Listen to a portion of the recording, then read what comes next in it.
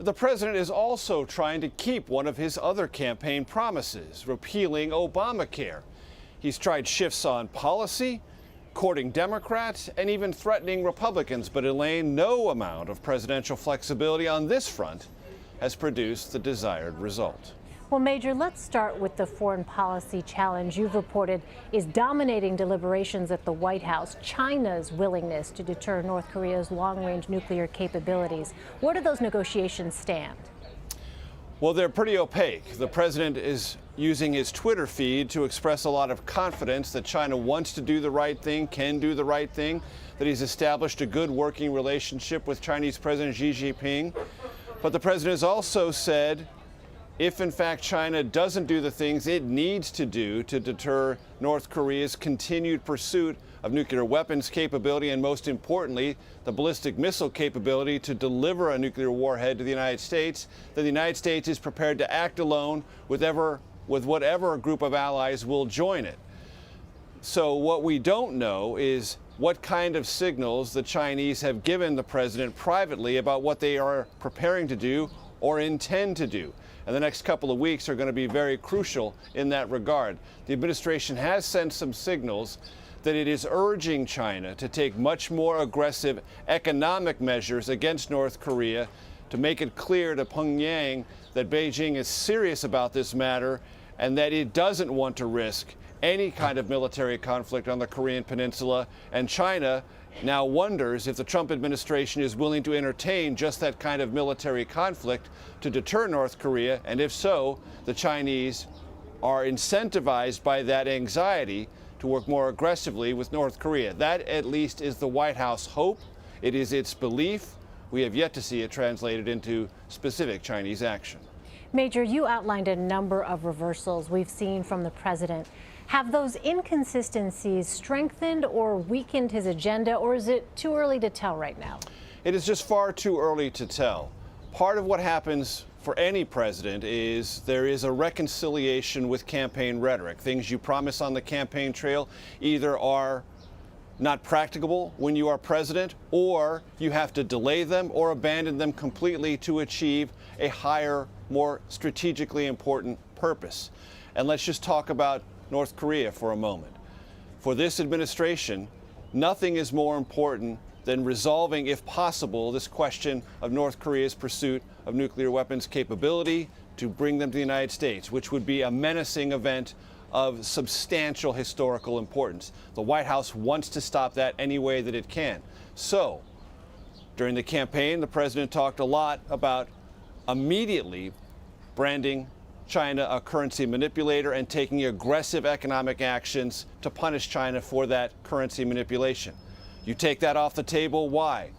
Because you hope it will create some better result for you, and a better result is resolving this North Korean nuclear issue. You basically place one above the other in terms of your presidential priorities. And if that means conspicuously abandoning something you said on the campaign trail, so be it. Because as president, you have to achieve things that are real and lasting, even if it means reversing or abandoning a campaign promise. That appears to be what the president is doing with China on the question of currency manipulation.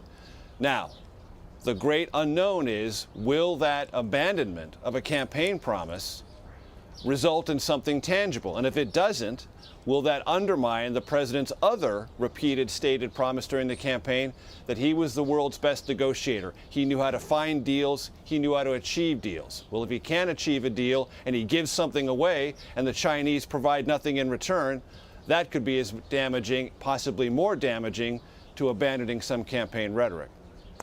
Major, let's talk about Steve Bannon, the president's chief strategist. You've reported how his position appears to be tenuous right now. Ideologically, though, Major, what does that mean, that power struggle mean for the quote-unquote Trump doctrine?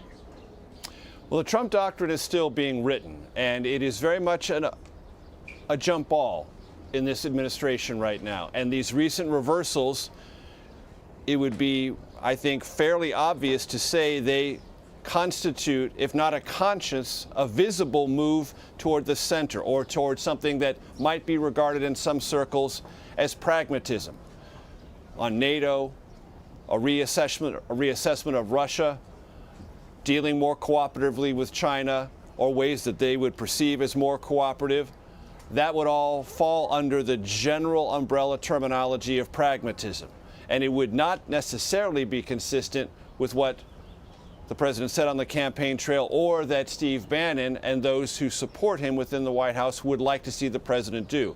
And there's been very little that the president has done or said, except for border security, that is consistent with that sort of more populist, nationalist economic perspective that Steve Bannon brings to the White House. But as anyone who's covered the White House knows, these things tend to ebb and flow. Right now, Steve Bannon's influence has been diminished.